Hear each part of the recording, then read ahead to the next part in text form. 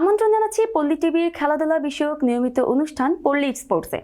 দর্শক, গ্রুপ পর্বে বাধা পেরিয়ে সুপার 8-এ জায়গা করে নিয়েছে বাংলাদেশ।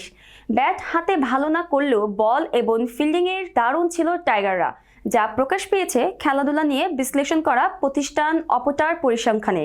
বিস্তারিত জানতে সঙ্গে আছে আমি সঞ্জিদা সুপ্তি। চলুন দেখে আসি ডেস্ক রিপোর্টে।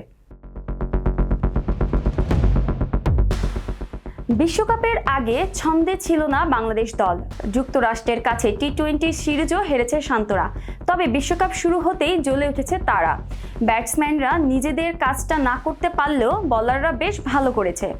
আর ফিল্ডিংয়েও বাংলাদেশ ছিল দুর্দান্ত, যা অপটার পরিসংখ্যানের উঠে এসেছে।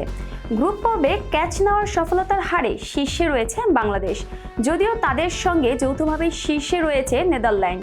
গ্রুপ পর্বে বাংলাদেশের ক্যাচ নেওয়ার সফলতার হার ছিল 95.2%। 20টি ক্যাচের মধ্যে মাত্র একটি ক্যাচ ফেলে দিয়েছে টাইগাররা। এদিকে এবারে বিশ্বকাপের টাইগার বোলারদের কথা না বললেই নয়।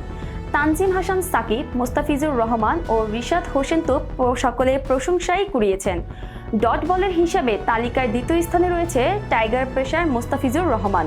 কমপক্ষে 50 বল করা বলারদের মধ্যে 69.8% ডট বল করে তালিকায় দ্বিতীয় স্থানে রয়েছে দিফিজ।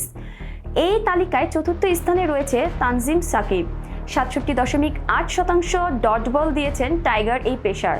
তবে 72.2% ডট বল দিয়ে তালিকার শীর্ষে রয়েছেন কিউই পেসার টিম সাউদি।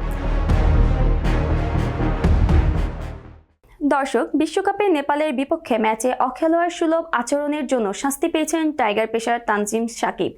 এই পেসারের ম্যাচ ফির 15% জরিমানা করেছে আইসিসি সুপার 8-এ যাওয়ার লড়াইয়ে গ্রুপ পর্বের শেষ ম্যাচে নেপালের মুখোমুখি হয় বাংলাদেশ।